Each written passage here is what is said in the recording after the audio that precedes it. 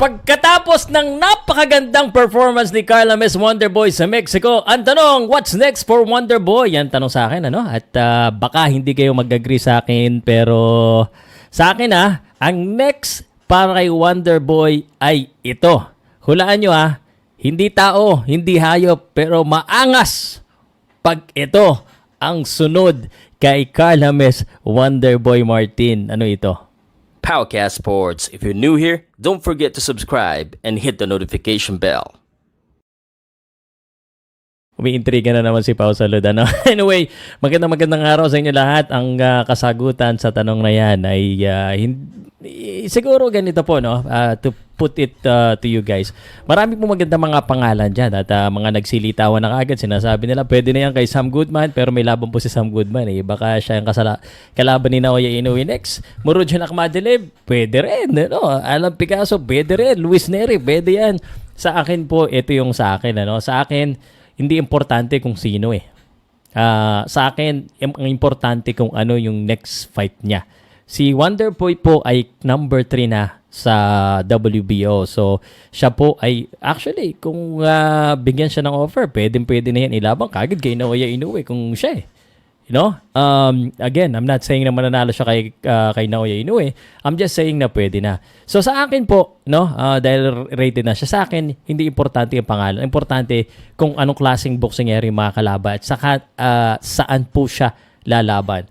Ang hope ko sana kay Wonderboy ay mapalaban talaga sa Amerika. Ang hope ko rin ay siya po ay maging undercard ng either sa PBC, Al Haymon. Yeah, maganda yan. Pwede rin sa Golden Boy, sa Top Rank, basta any of the big promoters para po ma-showcase po si Wonderboy dun po sa mga promotions na yan. At baka sakaling pwede siya mabigyan ng kontrata dyan na mga big fights, no?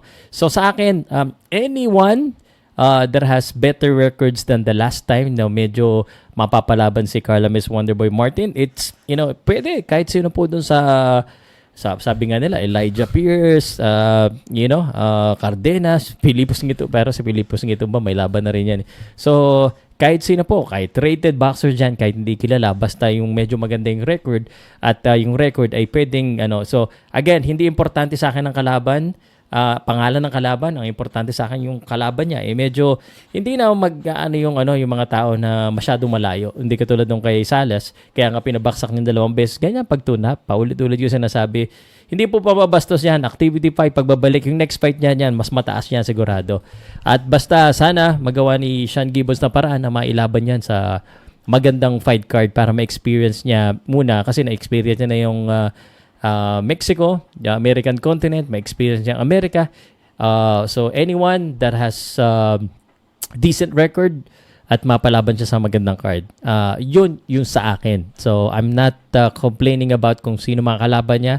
Sa akin kung ano yung laban niya at kung saan. So sana mapalaban siya sa isang big card at matesting palalo ang kanyang kalidad. So that's what's next for me. Hindi ako magmamadali kasi bata pa naman si Wonderboy. Magmamadali lang ako kung may edad na si Wonderboy. Wala So, sa akin, yun muna uli. And then, we'll talk about the next name opponent after that. Pero ngayon, walang pangalan. Basta magandang record at mapalaban siya sa isang magandang card sa